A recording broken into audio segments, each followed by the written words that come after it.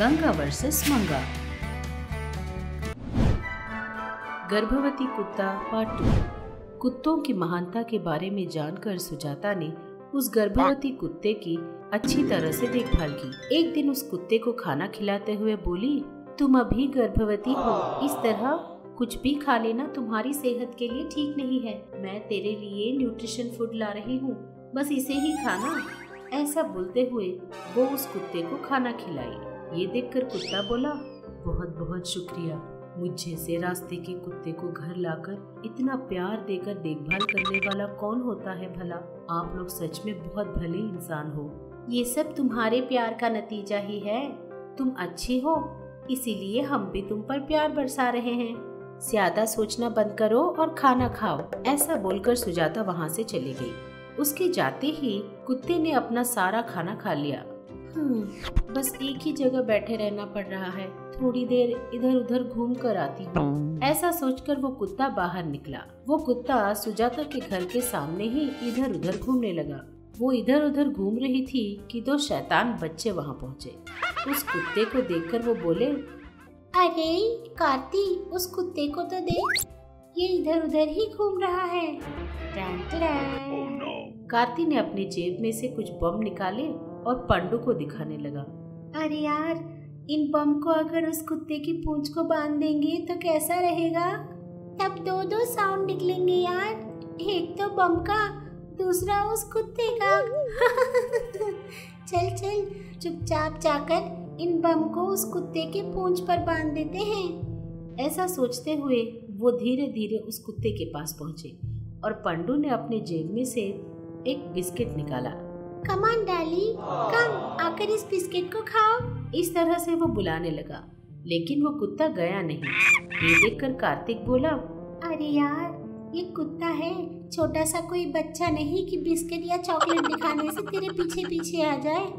तुझे तो कुछ नहीं आता, तू छोड़, मैं सब संभाल लूंगा। ऐसा बोलकर उसने अपनी जेब में से एक चिकन लॉलीपॉप निकाला।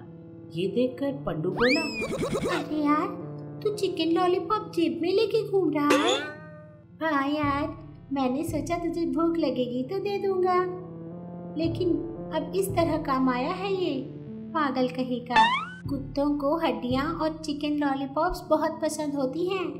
अब देख, मैं इसे खिलाऊंगा और तू चुपचाप पीछे जाकर उसकी पूंछ पर इन सारे बमों को बांध देना, ठीक है?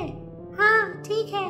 कार्ती ने उस चिकन पीस को कुत्ते को दिखाया। उसे देखते ही कुत्ता अपना पूंछ हिलाते हुए उसके पास पहुंच गया। कार्ती कुत्ते को चिकन पीस देने लगा।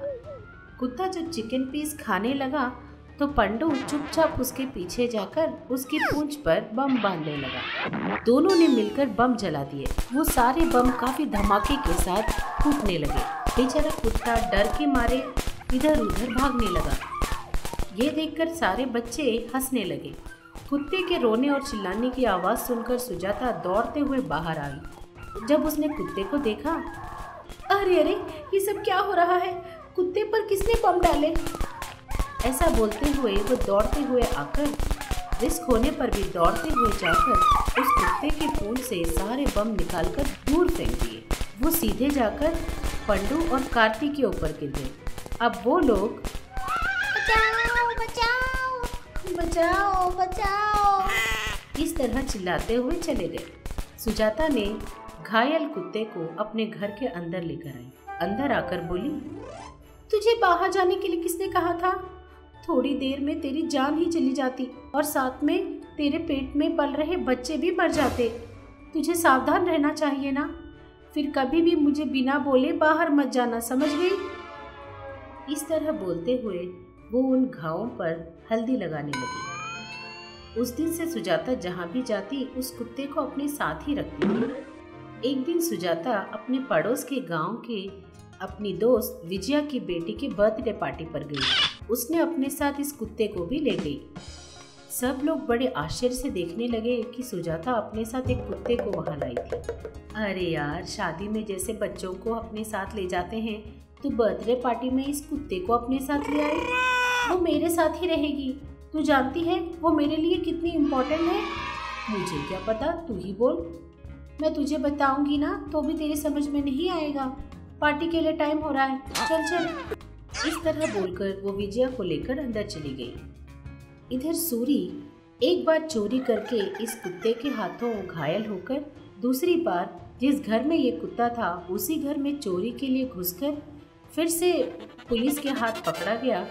वो सूरी फिर से वापस आकर विजया के घर हो रहे बर्थडे पार्टी में पर्स चुराने के लिए इधर उधर घूम रहा था। वो लोगों के पीछे पीछे घूमते हुए उनके पर्स और गहने चुरा रहा था। इस तरह उसने विजया के गले का डायमंड नेकलेस भी चुरा लिया। हाँ, आज का दिन तो बढ़िया था। अब चुपचाप मुझे यहाँ से खिसक लेना चाहिए। इस तरह सोचकर वो बाहर निकलने का रास्ता देख रहा था। इतने में एक आदमी ने अपनी जेब में हाथ रखकर पर्स ना मिलने की वजह से चिल्लाने लगा। अरे मेरा पर्स कहाँ गया? चोर चोर, यहाँ कोई चोर है, पकड़ो। वो चिल्लाने लगा। उसके चिल्लाते ही सब लोग अपना जेब चेक करने लगे और औरतें अपने गले के गहनों को देखने लगे। विजया ने भी अपने गले में अपने गहने को चेक किया। अरे मेरा डायमंड का नेकलेस कहाँ गया? इस तरह सब लोग घबराने लगे। इतने में एक आदमी दौड़ते हुए जाकर किसी को बाहर ना निकलने देने के लिए दरवाजा बंद कर दिया। यहाँ जितने भी लोग हैं उन सबके जेब, पर्स और हैंडबैग चेक करो। चोर हमारे बीच ही है, विजया ने कहा। ये बात सुनकर सूरी बहुत घबरा गया। अरे बाप रे, अभी तो मैंने सोचा था कि सब कुछ अच्छा चल रहा था, इतने में ही आपने ये सब क्यों कर दिया?